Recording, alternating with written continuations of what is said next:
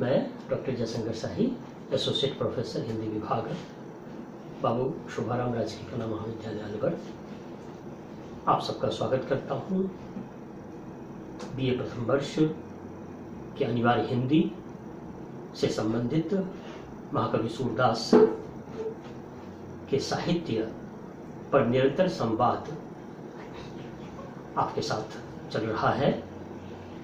पिछले व्याख्यानों में हमने जाना और समझा कि महाकवि सूरदास हिंदी साहित्य के भक्तिकाल के कवि हैं। हमने यह भी जाना कि सूरदास सगुण ईश्वर में विश्वास करते हैं, अर्थात साकार ईश्वर में उनकी आस्था है। सूरदास कृष्ण भक्त कवि हैं और सूर का संपूर्ण साहित्य कृष्ण के लिए निवेदित और समर्पित साहित्य है।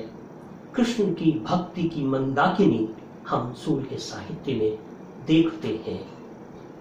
पिछले व्याख्यानों में हमने देखा कि किस प्रकार से महाकवि सूरदास अपनी असमर्थता, अक्षमता जाहिर करते हैं कि मैं कन्हैया के रूप माधुरी का वर्णन कैसे करूं।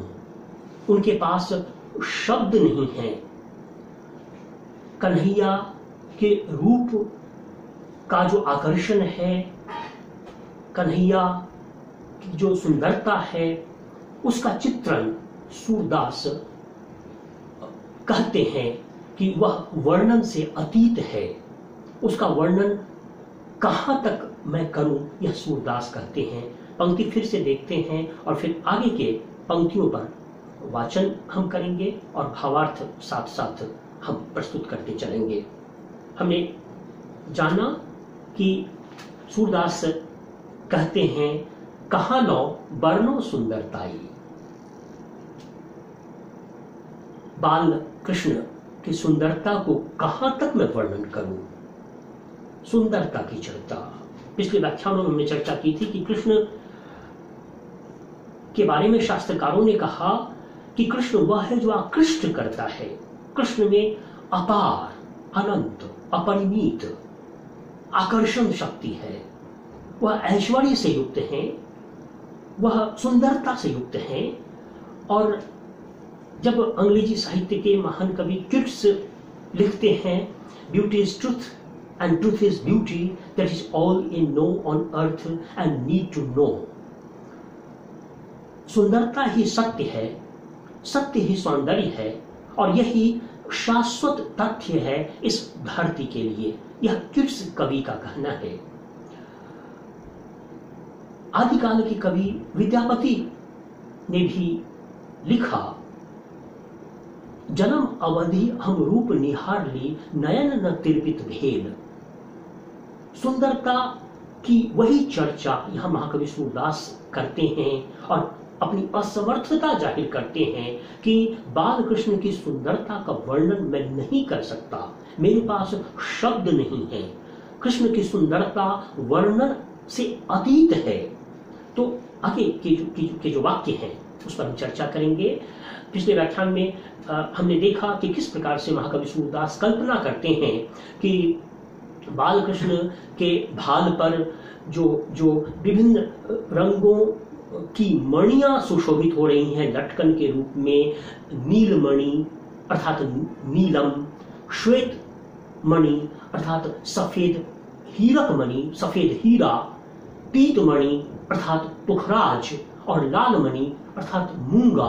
तो ये तमाम रंगों की योजना, ये सारे मणि माणिक्य सुशोभित हैं बाल कृष्ण के भाल पर। और महाकवि सूरदास कल्पना करते हैं कि वह जो नीलम मणि है, जो शनि ग्रह के सबसे प्रिय है, तो महाकवि सूरदास कल्पना करते हैं कि नीलम मणि अर्थात शनि ग्रह वहां उपस्थित हैं, श्वेत मणि सफेद हीरा अर्थात शुक्र ग्रह वहां उपस्थित हैं, पीतमणि अर्थात पुखराज जो देवगुरु बृहस्पति को प्रिय है तो बृहस्पति ग्रह वहां उपस्थित हैं, और लाल मणि अर्थात मूंगा और जो मंगल ग्रह को प्रिय है, तो महाकवि सूरदास कल्पना करते हैं कि जो बालकृष्ण के भाल पर जो नीले रंग के, श्वेत रंग के, पीले रंग के और लाल रंग की जो मणियां सुशोभित हैं, ऐसा प्रतीत होता है कि एक साथ ही शनि, शुक्र, बृहस्पति और मंगल ग्रह का समूह वहां सुशोभित हो रहा हो। अद्भुत कल्पना है महाकवि सूरदास के द्वारा, और चित्रात्मकता है, चाक्षुष बिंब है, विजुअल इमेजरी है। आगे के वाक्य को देखते हैं।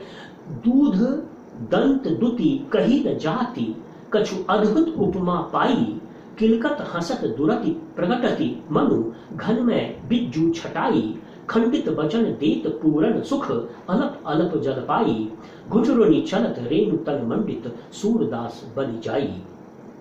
पाई, छटाई, जल पाई, जाई, तुक की योजना, ब्रजभाषा की मधुरिमा, शब्दों में लयात्मकता, जिसको अंग्रेजी में रिदम कहा जाता है, लयात्मक शब्द हैं। शब्दों के संयोजन से महाकवि सूरदास ने लय उत्पन्न किया है, रिदम उत्पन्न किया है। पंक्ति फिर से देखें, क्या महाकवि सूरदास कहना चाहते हैं इन पंक्तियों में? दूध दंत दुति कही न जाती। बालकृष्ण के दूध के दांत की जो द्युति है, जो आभा है, उसका वर्णन भी नहीं किया जा सकता, यह महाकवि सूरदास कहते हैं। तो दूध दंत दुति दौवर्ण की आवृत्ति है, अनुप्रास अलंकार है। तो दूध दंत दुति कही न जाती। बालकृष्ण के, कन्हैया के दूध के जो दांत हैं, उसकी जो द्युति है, उसकी जो उज्ज्वलता है, उसकी जो शोभा है, उसका वर्णन नहीं किया जा सकता। कछु अद्भुत उपमा पाई, वो अतुलनीय है, अनुपम है। और किलकत हसत दुरति प्रगटति, और जब बालकृष्ण किलकारी भरते हैं, हंसते हैं, मुस्कुराते हैं, तो दूध के वे दांत कभी दिखाई पड़ते हैं, कभी अदृश्य हो जाते हैं। तो यह जो मनोरम चित्र है, यह जो मनोहारी चित्र है, इसके बारे में महाकवि सूरदास कहते हैं कि किलकत हसत दुरति प्रगटति, दूध के वे जो दांत हैं जिसकी द्युति का वर्णन नहीं किया जा सकता। और जब बालकृष्ण किलकारी भरते हैं या हंसते हैं, तो दूध के वे दांत कभी दृश्यमान हो जाते हैं और कभी अदृश्य हो जाते हैं।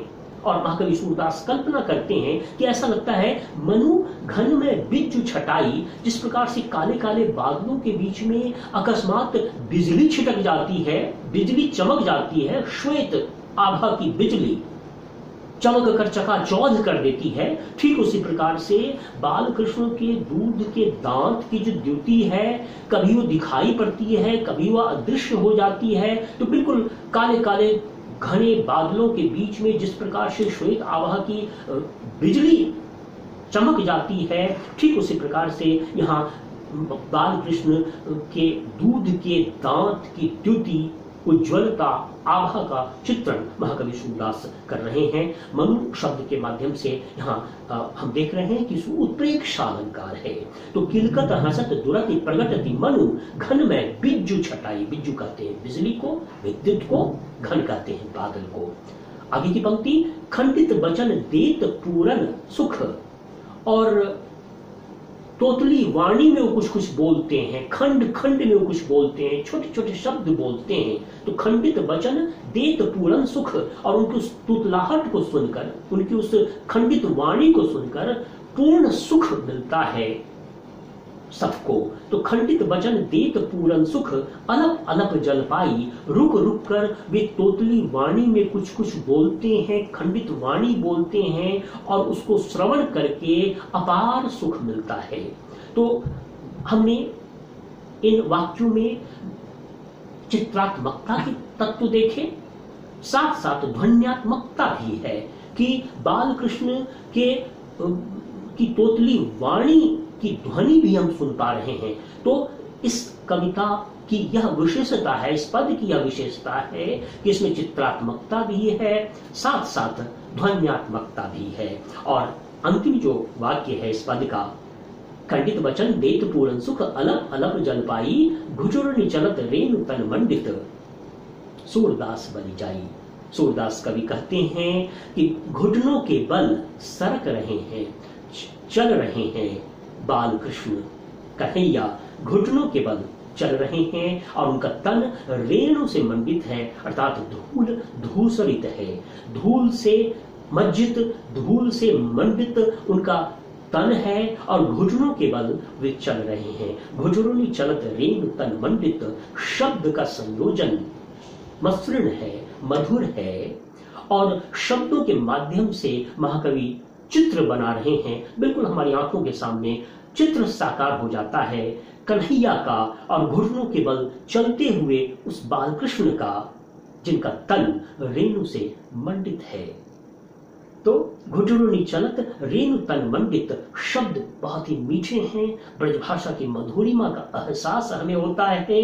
तो घुटुरनि चलत रेणु तन मंडित सूरदास बलि जाई। महाकवि सूरदास कहते हैं कि इस अनुभव, इस दृश्य को देखकर सूरदास बार बार बलि जाते हैं, बलिहारी होते हैं, न्योछावर होते हैं। तो इस प्रकार से यह पूरा पद समाप्त होता है, जिसमें बाल कृष्ण की सुंदरता का अद्भुत, अनुपम, अप्रतिम, अतुलनीय वर्णन महाकवि सूरदास ने किया है।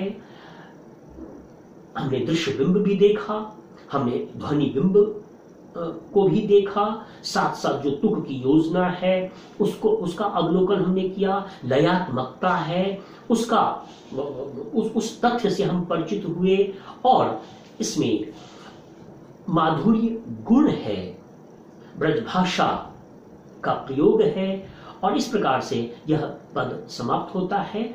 और इसके साथ ही मैं अपने वक्तव्य को समाप्त करना चाहूंगा।